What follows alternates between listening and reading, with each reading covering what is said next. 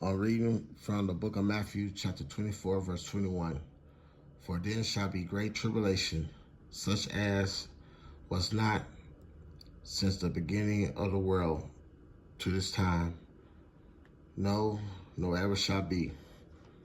The presence of Jesus had me to walk on a far journey to somewhere that I didn't know.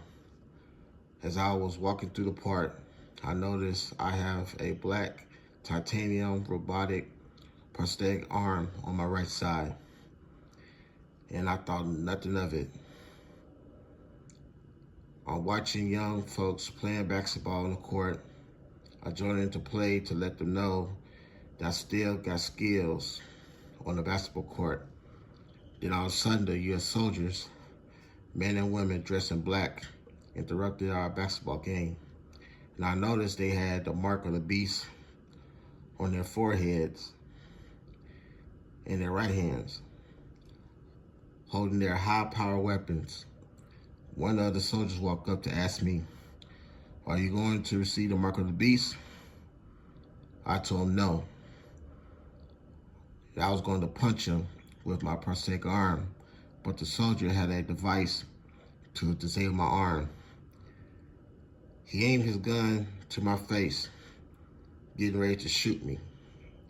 Then all of a sudden, the presence of Jesus touched my prosthetic arm, and it was fixed, and nothing could destroy it. The Holy Ghost gave me the strength to punch the soldier in his jaw and shatter it.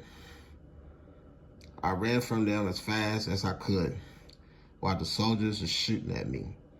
I felt the bullets flying past me, and Jesus would not let the bullets hit me.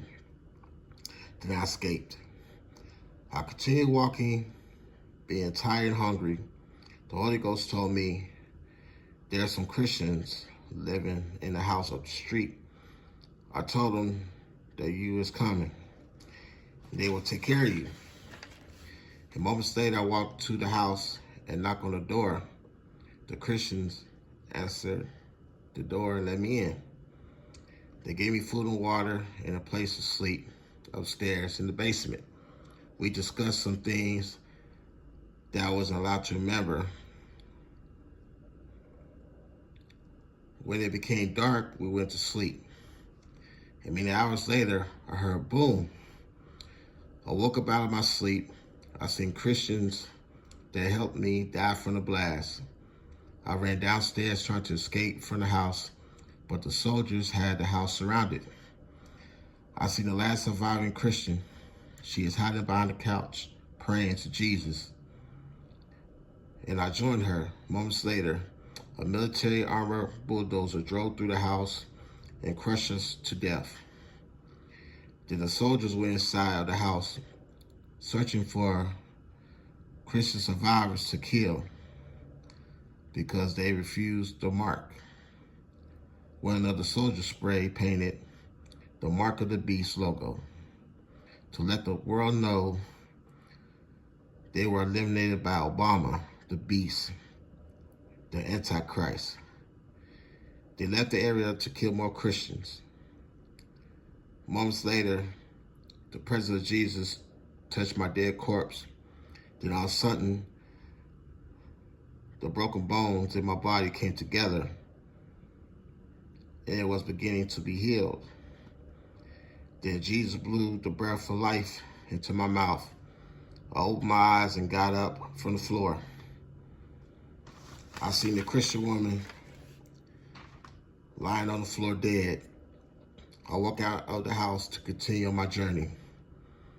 After hours of walking, I was tired and hungry. I seen a house on a farm in the distance. As I continued to walk, I smelled death in the air. The closer I walked, the stronger the stench got. Worse. When I opened the wooden gate, I seen dead bodies of men, women, children, including babies. The wolves are eating the corpse of cows, pigs, and horses. The Holy Ghost told me the wolves wasn't allowed to eat the flesh of the Christians that was killed by the U.S. soldiers. I walked inside the house looking for food and water, but there was none.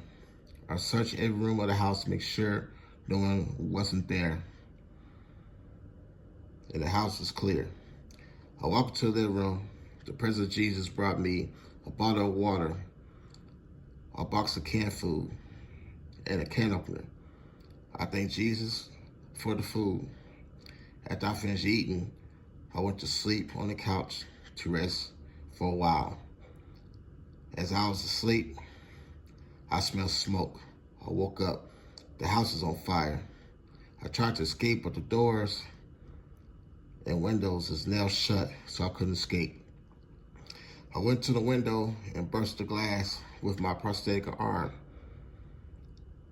and I climbed out of the window to escape from the fiery house.